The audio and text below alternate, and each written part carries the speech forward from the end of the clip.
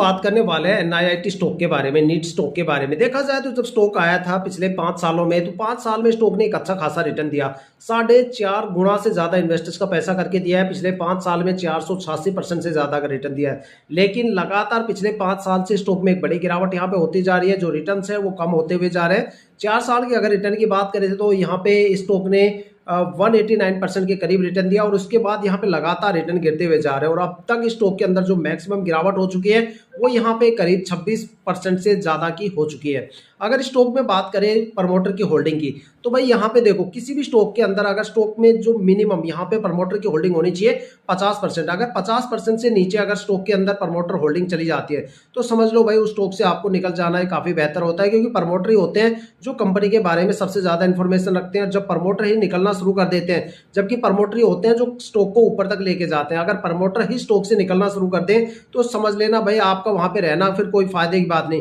क्योंकि जब प्रमोटर ही वहां पे नहीं रहेंगे तो भाई आप या फिर एफआईआई थोड़ी ना उस स्टॉक को लेके जाओगे। एफआईआई का मतलब होता है फॉरेन इन्वेस्टर्स, वो तो सबसे ज्यादा पैनिक होते हैं, ठीक है। और पब्लिक इन्वेस्टर्स उसके बाद दूसरे नंबर पे सबसे ज्यादा पैनिक इन्वेस्टर्स की कैटेगरी में आती है।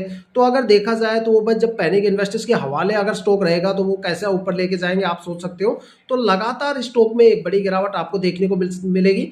क्योंकि यहाँ पे प्रमोटर की होल्डिंग हो गई है 37.22% के करीब। अगर साथ में कंपनी के फाइनेंशियल डेटा की नजर डालें तो यहाँ पे जो कंपनी का रेवेन्यू था वो यहाँ पे 115 करोड़ के आसपास है। साथ में जो कंपनी के खर्चे वो 91 करोड़ के आसपास है।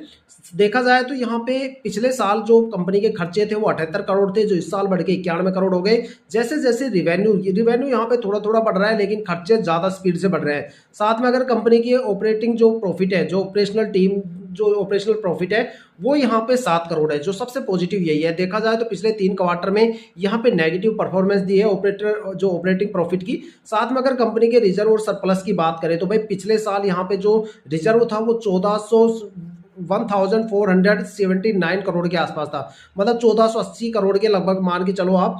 लेकिन इस साल घट के काफी कम हो गया है। सरप्लस यहाँ पे 977 करोड़ हो गया है, जो कि एक सबसे बड़ा पॉइंट होता है, सबसे ज्यादा मायने रखता है। भाई कंपनी देखो प्रॉफिट रिवेन्यू नहीं आते वो चीज अलग होती है, लेकिन कंपनी का जो रिजर्व है वो घट जाना वो काफी बड़ी चीज है। साथ में कंपनी के अगर टोटल खर्चों की बात करें तो भाई वो खर्चे यहाँ पे 1163 करोड़ हो गए।